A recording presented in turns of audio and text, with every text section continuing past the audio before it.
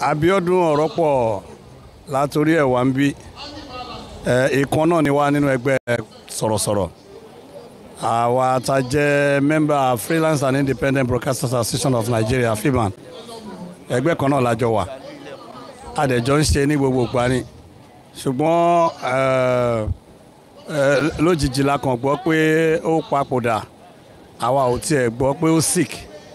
débi tí a máa ní bóyá nǹkan kan ló ṣẹlẹ̀ wọ́n kàn sọ fún apókúṣá àdẹ̀mọ́ pé gbogbo ẹ̀ ó yé Ọlọ́run kò kúkú sẹ́ni tí kò ní kú tó jẹ́ kó máa dùn wá ni pé ó bọ́ òjijì ló bọ́ sí 50 years sígbà tá a wà yìí kò sẹ́ni tó roku sí Abiodun Oropo bọ́ ó dẹ̀ wá bẹ̀ ṣùgbọ́n gẹ́gẹ́ bí ẹni tó ní ìmọ̀ ni ó mọ̀ pé ẹni tó wáyé ńlá ti kú ńjọ́ kan ìgbàkigbà lèèyàn dẹ̀ lè kú ikú ò dẹ̀ ń sọ fún èèyàn kó tó wá ó ti fi kú ṣàgbà ń sìn kọ́lọ̀ ń bá wa tẹ̀ sí afẹ́fẹ́ rere gbogbo ohun tó fi sílẹ̀ kéṣù má kọ́wọ́ bọ̀ kọ́lọ̀ ń kó bá tọ́jú àwọn ẹbí ẹ̀ ìyàwó àtàwọn ọmọ kọ́lọ̀ ń bá tọ́jú wọn gbogbo àwọn ohun tó fi sílẹ̀ ní dáadáa kéṣù má náwó bàjẹ́ sí kankan gbogbo ẹgbẹ́ tó fi sílẹ̀ kọ́lọ̀ ń lódùmarè kó tó wọ̀ tó ti wá.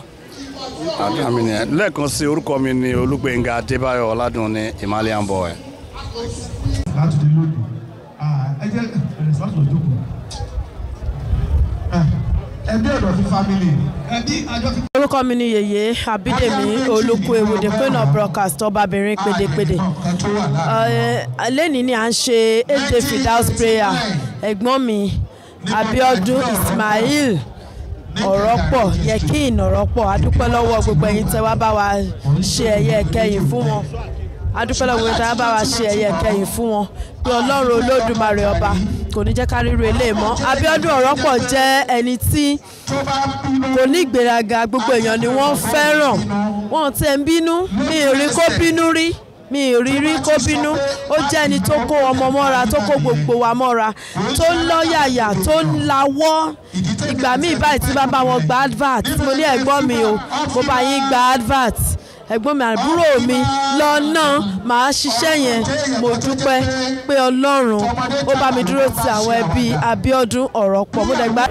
ká fi orúkọ wọn kí gbogbo àti wọn wà níbí. gbogbo àwọn ANTP tó wà ní akiri o àwọn tábà tó wà ní gbogbo ilà kí o ẹjọ ẹjọ bá ní wọ́tò yìí LOS 645 GY nọ́mbà ní o ẹjọ àwọn èèyàn tó ń dun ilé nínú ẹjọ nínú àwọn èèyàn tí wọ́n ń dun ayé nínú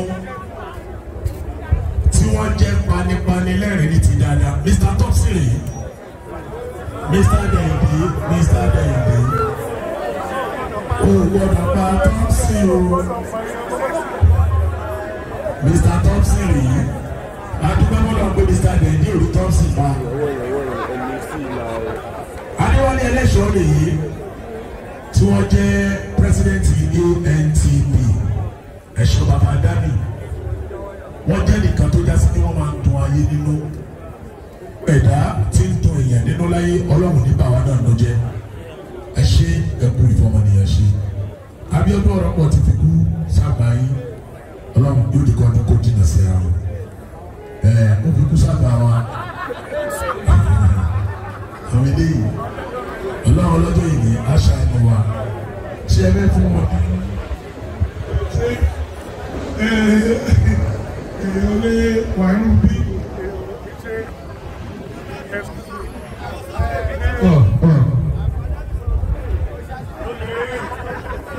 èèyàn lé wàrú bí kó wọ́n mẹ́rin lọ díẹ̀díẹ̀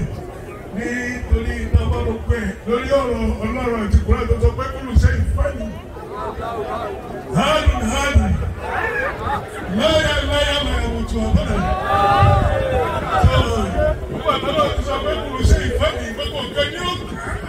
So ìkọ̀kẹ́ náà ni ó máa tán bẹ́ẹ̀ ni kò ní tán ìkọ̀kẹ́ náà. Ó dùn wá nípa Abiodun Oropo we are not too close. Bàbá mi ò rí àwọn ọmọdé mi ò rán ọmọ yíyá fò dé. Àmọ́ gbogbo wa tí mo bá ń tàṣepọ̀ ní rédíò Yorùbá ní ojúlá àkọ́kọ́ tí a bá lè jòkè tó tẹ́yìn with good enthusiasm ní Oropo fi kí ọ. Tóyáyá tẹ̀lítẹ̀yìn ẹjọ́ kan ló ń pè ń gbé ẹtì bí ọ̀rọ̀ mo lọ́rọ̀ ní jẹ́ bí ọ̀rọ̀ ẹ lọ́rọ̀ ní ẹni Elesho. Wọ́n ní it's my good boy ó ní mo tẹ̀ pé fúnra ẹgbẹ́ ọmọ máa bá lọ bẹ́ẹ̀ ọlọ́jọ́ lágbẹ̀rẹ́ kàkiri ní wàá gbà yọ sọ̀rọ̀ pẹ̀lú àgbọ̀ pé ó lọ